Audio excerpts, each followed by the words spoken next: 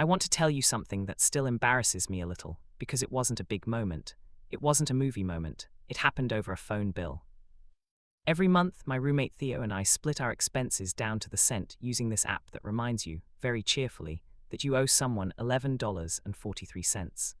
I was sitting on the kitchen counter one Tuesday night, typing in the numbers, and I got to the part where you write a note for what the charge was for. And without even thinking about it, I typed, "For the phone case you dropped and broke, you clumsy idiot." And I hit send before I even registered that I had used the word you, like I'd known him for a decade, like the words came out soft instead of annoyed. He read it from across the room, laughed way too hard and said, "Wow, rude." And I laughed too, but something in my chest did this weird little flip, like when you miss a stare in the dark. I didn't know what it meant yet. I just filed it away as one of those strange little nothing moments you have with a person you live with. That's the thing nobody tells you about falling for your roommate. It doesn't happen in one dramatic scene. It happens in 100 boring ones, stacked so close together that by the time you notice, you're already standing in the middle of it, and there's no clean way to explain how you got there. Theo and I had been living together for almost a year at that point. We met through a mutual friend who needed someone to sublet a room quickly, and I remember being nervous about it, because I'd heard horror stories about roommates who left dishes in the sink for 3 weeks or who stole your snacks and lied about it. Theo was none of that. Theo left little sticky notes on the fridge that said things like, "Ate your leftover pad thai. I owe you a pad thai, I'm sorry, I have no self-control." He apologized for things that didn't need apologizing for.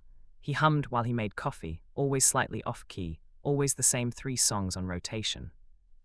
I didn't think of him as anything other than a good roommate for a long time. He dated a guy named Marcus for about 4 months that year, and I remember being fine with it, genuinely fine, cheering him on even, telling him Marcus seemed decent when he asked. I wasn't lying. I meant it. I didn't feel anything close to jealousy, not that I noticed anyway. It was only afterward, looking back with the benefit of knowing what I know now, that I could see the little cracks. Like how I used to make an excuse to still be up when Theo got back from dates with Marcus, telling myself I just wasn't tired yet. Like how I'd ask too casually, "How'd it go?" and feel this quiet relief when the answer was, it was fine, nothing special, instead of dread that I couldn't name. Anyway, Marcus and Theo broke up in the spring, over something small that mattered more than it should have. Theo said Marcus never remembered which stories he'd already told him, kept asking the same questions like Theo was a stranger every time. "It's exhausting," Theo told me one night, sitting on the kitchen floor with his back against the cabinets because the couch was covered in laundry we hadn't folded yet.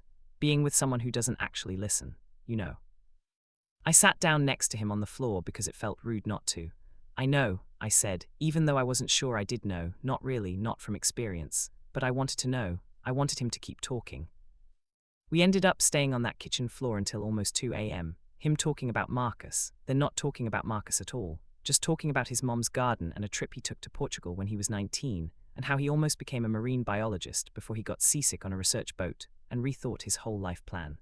I laughed so hard at that story I had to put my head down on my knees. And when I looked up, he was watching me laugh, not laughing himself, just watching, with this expression I couldn't read. Soft, maybe, a little surprised, like he'd noticed something too. "What?" I said. "Nothing," he said and looked away first. "You have a good laugh, that's all." I didn't know what to do with that sentence. I still don't, fully.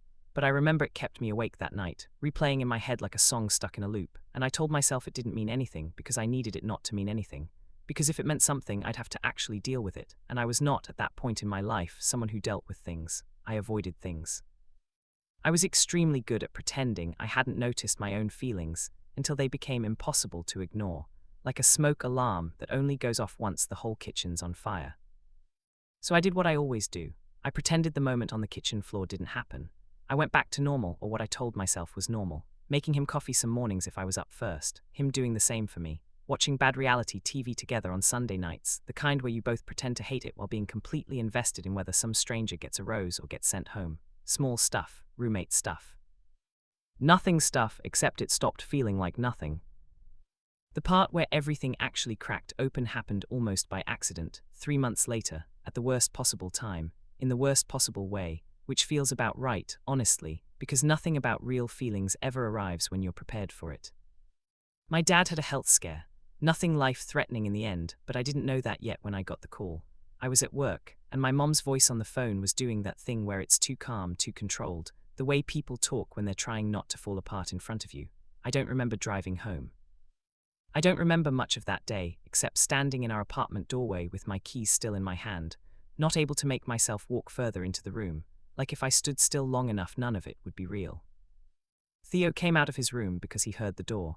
He took one look at my face and didn't ask what was wrong. He just walked over and put his hand on my arm and said, hey, I'm here, what do you need? Not, are you okay, which people ask when they want you to say yes so they don't have to deal with the answer. He asked what I needed. Nobody had asked me that in years, maybe ever, and I didn't even have an answer because I didn't know what I needed. I just knew I didn't want to be alone in that apartment with my thoughts. I don't know, I said, and my voice cracked in a way that embarrassed me. Okay, he said, then let's not figure it out standing in the doorway. He got me to the couch. He didn't say a bunch of comforting things that didn't mean anything, didn't tell me it would all be fine, because he didn't know that yet either. He just sat next to me, close, his knee touching mine. And let me talk when I want to talk and stay quiet when I didn't. At some point I started crying, the ugly kind, the kind you can't really control once it starts, and he didn't flinch or get awkward about it the way some people do. He just put his arm around me and let me lean into him, and I remember feeling his heartbeat against my shoulder, steady and thinking absurdly in the middle of one of the scariest days of my life, I feel safe right now. Actually safe. Like nothing bad can touch me while I'm sitting here. That thought terrified me more than the phone call had. Because safety isn't a feeling you're supposed to get from your roommate. Safe is a feeling you get from family, from someone you've built a life with, not from the guy who eats your leftovers and leaves you passive-aggressive notes about doing the dishes. And I sat there, crying into his shoulder, and somewhere underneath the fear about my dad, this other realization started forming, slow and unwelcome, like ice cracking under weight you didn't know was there. I liked him, not roommate liked him. I actually liked him, had probably liked him for a while. My dad turned out to be okay, they caught it early, he needed a procedure but nothing catastrophic, and I want to be honest, the relief of that should have been the biggest thing on my mind for weeks afterward. And it was mostly, but underneath it, quietly, insistently, there was this other thing now that I couldn't unknown. I'd try to watch TV with Theo like we always did, and instead of paying attention to the show, I'd be paying attention to the way his hand rested on the couch cushion between us, wondering what would happen if I just moved my hand 2 inches to the left. I never moved my hand, I want to be clear about that. For weeks, I did nothing except quietly lose my mind a little in private at 1 a.m., staring at my ceiling, running through every conversation we'd ever had looking for evidence, like a detective building a case against my own heart. The thing that finally forced it into the open wasn't romantic at all. It was an argument about the thermostat, of all things. It was late July, brutally hot, and Theo kept turning the AC down to what I considered an unreasonable ice age temperature, and I kept nudging it back up. And this went back and forth for about a week until one night I came home and it was freezing in the apartment again and something in me just snapped, in this small petty way that had nothing to do with temperature and everything to do with 3 months of unspoken feelings I didn't know how to carry anymore. Can you please stop touching the thermostat? I said, more sharply than the situation called for. Theo looked up from his laptop, surprised. It's like 90 degrees outside. I know what temperature it is outside, Theo. I have a phone. Okay, he said slowly, setting the laptop down. What's actually going on? Nothing's going on, I just don't want to freeze in my own apartment. That's not what this is, he said, and he wasn't being combative about it. He just said it plainly, like a fact he was pointing out. You've been weird for weeks. Quiet weird. What's up? I should have lied. I had about 4 different lies loaded and ready to go. Instead, standing in our kitchen with the AC humming too loud and my heart doing something violent in my chest, I said, I think I have feelings for you. And I don't know what to do with that, and I'm sorry, and please don't make this weird, and honestly forget I said anything. Hey, he said, cutting me off, and he wasn't laughing, wasn't recoiling, wasn't doing any of the things my brain had spent weeks preparing for. He just looked at me for a long moment, like he was double-checking he'd heard me right, and then he said quietly, I've known for like 2 months.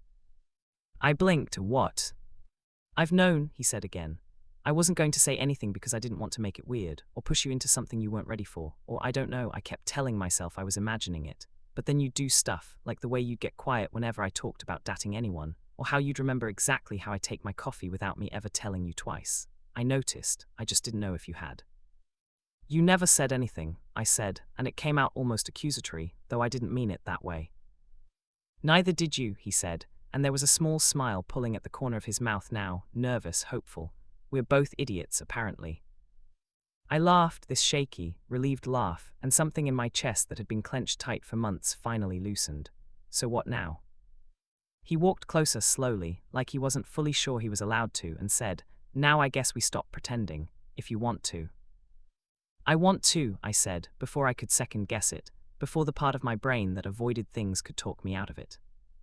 He reached out and took my hand, just held it, nothing dramatic, and said, "Okay, then can we please agree on a thermostat temperature, because I genuinely think this could end us before we even start." I laughed so hard I had to lean on the counter, and he was laughing too, and it was this ridiculous, imperfect, very unromantic moment to become the moment everything changed, but it was ours, and it was real, and it didn't feel like a movie at all. It felt like actual life, messy and a little awkward and completely, overwhelmingly good. We didn't kiss that night, if you're wondering. It took another few days, actually, because we were both weirdly shy about it once it was real, once there was no more pretending to hide behind. We just sat on the couch that night, closer than we used to sit, his hand still holding mine, neither of us saying much, both of us grinning like idiots at nothing in particular. It felt like the beginning of something, not the whole story, just the door opening onto it. The kiss happened 4 days later, in the kitchen again, funnily enough, like the kitchen had some sort of claim on our whole relationship before it even started. I was making coffee, he was standing too close, reaching past me for a mug he definitely could have asked me to hand him, and when I turned around we were suddenly a lot closer than either of us expected, and neither of us moved away. "Hi," he said, quietly, like it was a question. "Hi," I said back. And then he kissed me, soft and a little uncertain, like he was still checking it was really okay, and I kissed him back, and the coffee maker beeped behind us, completely ignored, because for the first time in months, my brain wasn't racing ahead trying to figure anything out. It was just there in that kitchen with him, and that was enough. I won't pretend everything after that was easy. Telling our families took time. His parents were wonderful about it almost immediately. Mine needed a little more time to adjust, which was its own hard, quiet process. I don't think I need to walk you through here. We had arguments, real ones, not thermostat ones, about things like how much space we each needed, how our old roommate habits didn't always translate cleanly into relationship habits, how it's a strange thing to suddenly be dating the person whose dirty socks you've been silently judging for a year. But we figured it out, mostly by talking, actually talking. The way he'd talked to me on that kitchen floor the night Marcus and him ended things, except now it was us, building something instead of processing and ending. Here's the part I think about most, though, the part that still gets me a little, even now. About 6 months into dating, we were lying in bed one night, not doing anything special, just talking in the dark the way you do when you're comfortable enough with someone that silence and conversation start to blur together. And I asked him, half joking, "When do you think it actually started? For you, I mean." He was quiet for a second, thinking. "Honestly, I think it was the phone bill." I turned to look at him in the dark. "What phone bill?" "The one where you called me a clumsy idiot in the notes section," he said, and I could hear the smile in his voice even though I couldn't fully see it. It wasn't romantic. It wasn't anything. But it felt like you, not roommate you, being careful and polite. It felt like you'd let your guard down without noticing. And I remember lying in bed that night thinking, oh no, I like him. I laughed quiet into the dark. That's exactly when it happened for me too. I didn't understand it yet, but that's when it started. It's strange, thinking back on it now, that something as small and dumb as a shared expense app could be the actual beginning of my whole life changing. Not the kitchen floor, not the day my dad got sick, not even the thermostat fight. All of those mattered, all of those were part of it. But the real beginning was smaller than all of that, quieter, easy to miss if you weren't paying close attention. Which I think is how most real love actually starts, not with fireworks. With small, ordinary honesty, sneaking in sideways before you're ready for it, before you even notice it's already happened. We still split the bills the same way, by the way. I still leave notes calling him a clumsy idiot when he breaks things, which happens more often than either of us would like to admit. He still hums off key while he makes coffee. Nothing about our daily life looks that different from before if you were just watching from the outside. Same apartment, same bad reality TV on Sunday nights, same arguments about the thermostat, which we still somehow have not resolved. But everything is different underneath all of it, and I think that's the part that gets me the most, even now when I tell this story. That falling for someone doesn't always look like falling. Sometimes it looks exactly like your regular life, going on exactly the same as always, until one day you look at it a little closer and realize it was never just your regular life at all. It was the beginning of the best thing that ever happened to you, wearing an ordinary disguise, waiting patiently for you to finally notice. And I almost didn't. That's the part that still keeps me up sometimes, thinking about how close I came to never saying anything, to letting the moment pass, to convincing myself it was nothing, over and over, until it was too late to say it at all. I got lucky. He was patient enough and brave enough to let the truth sit there quietly until I was finally ready to see it too. If there's anything I'd want you to take from this, it's that. Pay attention to the small moments, the phone bill moments, the kitchen floor moments. They might be trying to tell you something long before you're ready to hear it.